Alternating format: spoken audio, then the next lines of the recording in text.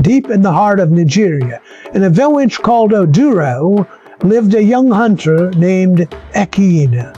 He was the bravest man in the village, known for tracking and killing the fiercest animals. But despite his courage, he was also reckless. He never listened to the elders' warnings about the forbidden forest, a place where the dead whispered in the wind. One evening, as the sun dipped below the trees, Ekene set out for the hunt. He had heard rumors of a giant antelope roaming near the forbidden forest, and he wanted to be the one to bring it down with his bow and arrows.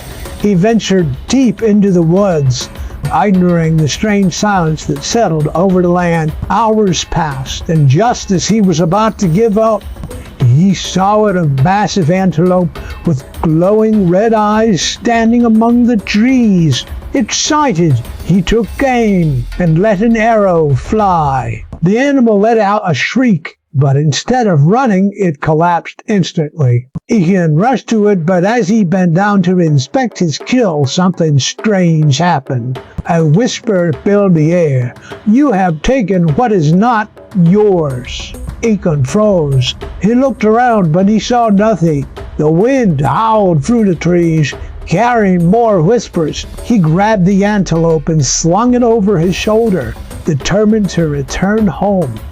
But as he turned, he saw something that made his blood run cold. The human skull, sitting on the forest floor, was staring at it.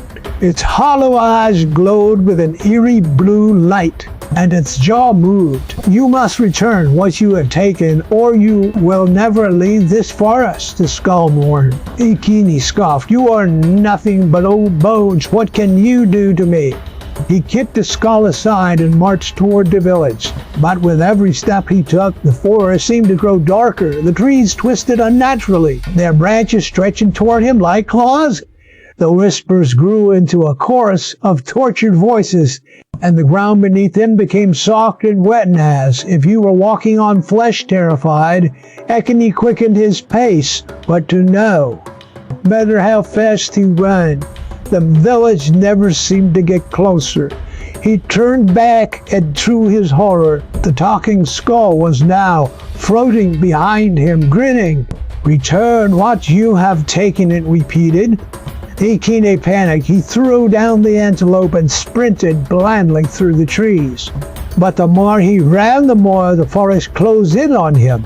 The voices became screams and ghostly hands clawed at his skin. Then silence. When Ekene opened his eyes, he was standing in the middle of the village, trembling, covered in deep scratches. The villagers gathered around him, their faces filled with fear. But their fear was not for him. "Ekene," the village chief said, his voice shaking, "you have been marked." Ekene didn't understand at first, then he looked down.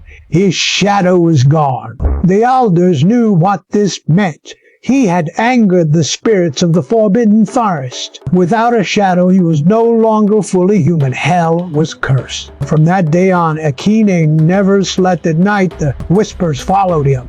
The floating skull appeared in the corners of his vision, watching, grinning.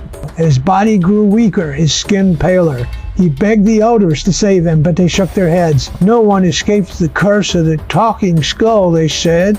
One night, the villagers awoke to screams coming from Ekene's hut. By the time they arrived, he was gone. Only a human skull lay on the floor, its mouth twisted into a silent laugh. To this day, the people of Oduro warn their children, never enter the forbidden forest. And if you ever hear a whisper in the trees, run before the talking skull finds you.